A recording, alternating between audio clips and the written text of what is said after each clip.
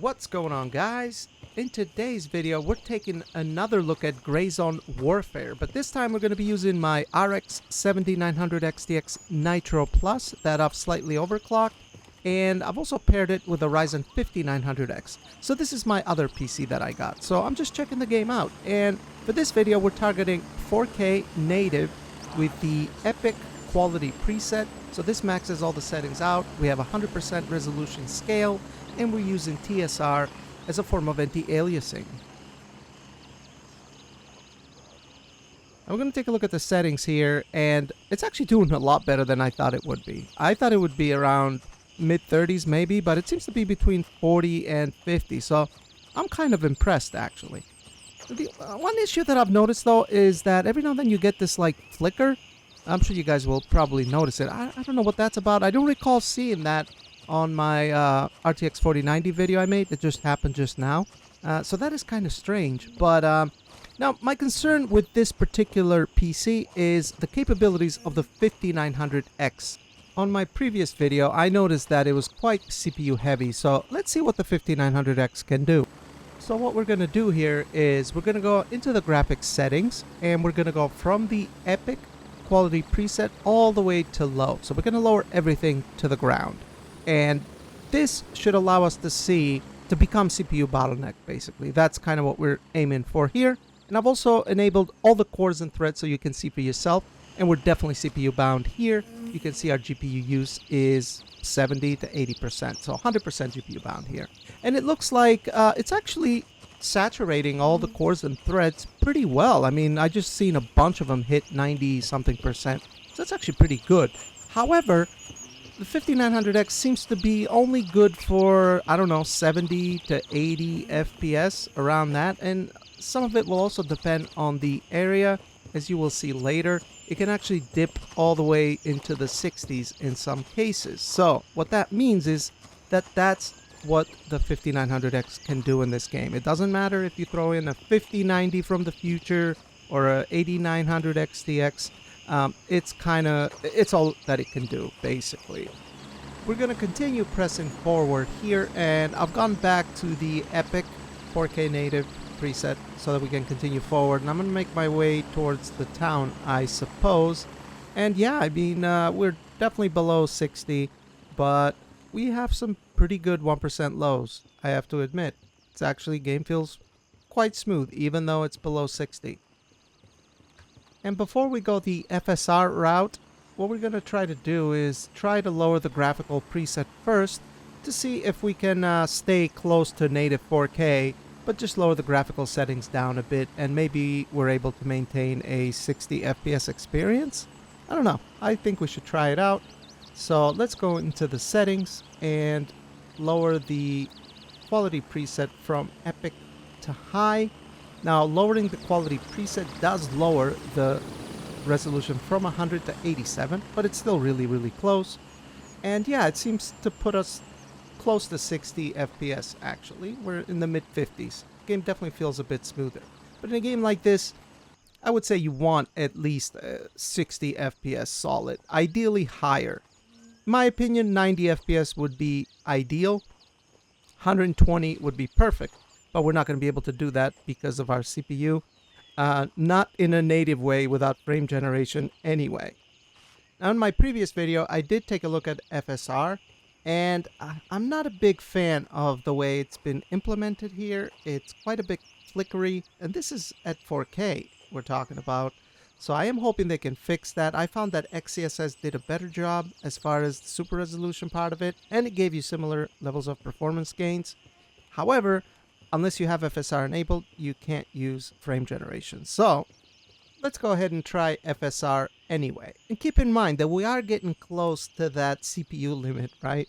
So before we go ahead and turn FSR on to quality, what I want to do is I want to increase the graphical preset as well from high back to Epic, because I think we're going to be okay here. We're going to have enough GPU power and CPU power to basically remain within the same threshold, which we are. We're still around 97% GPU utilization, and we went to 70 something FPS. So we're above 60 here with FSR set to quality.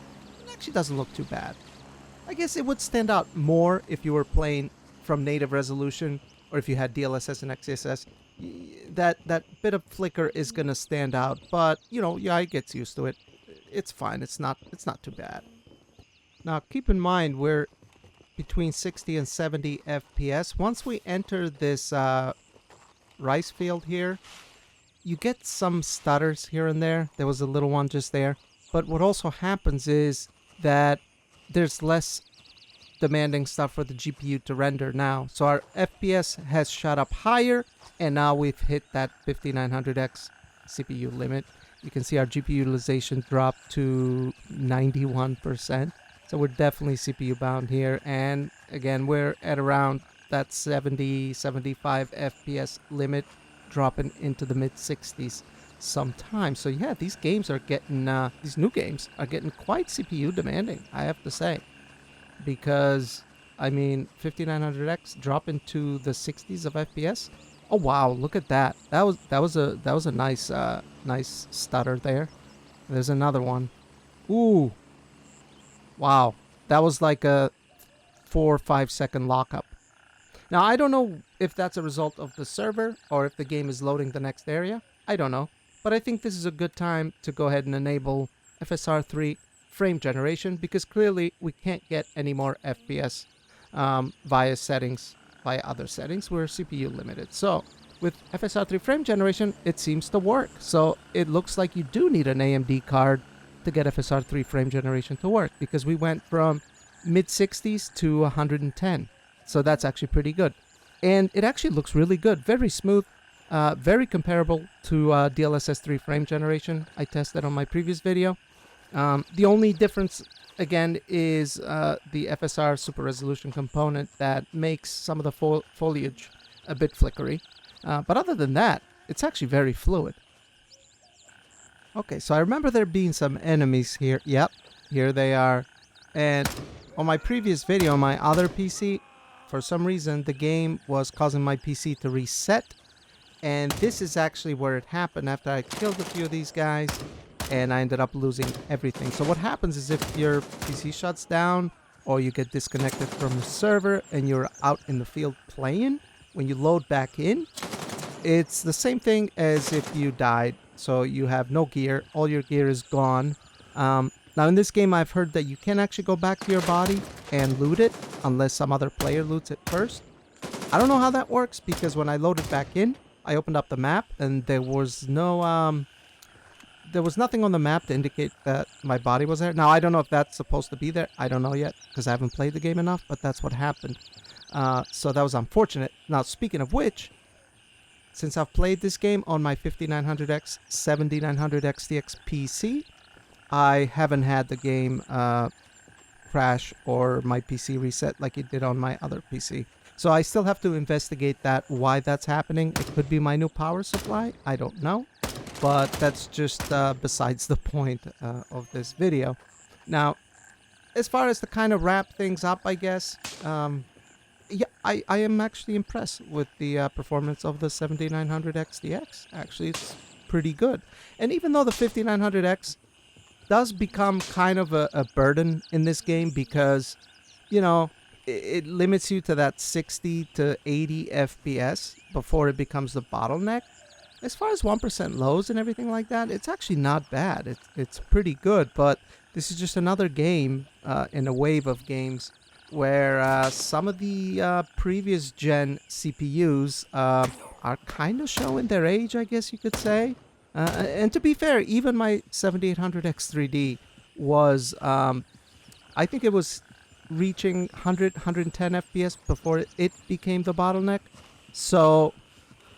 you know, even if you have the best gaming CPU, I think it'll be hard to reach 120 FPS consistently without relying on frame generation technology. So that's unfortunately how it is as of now. Maybe they'll optimize the game further. I don't know. But anyway, I think I'm going to try to find some place to hide. And I guess, yeah, this bathroom sounds pretty good. Let me close the door. And that'll be it for this video, guys. Thanks for watching. Like the video if you liked it. And subscribe for more content if you want to. and I'll see you on the next one. Thanks for watching.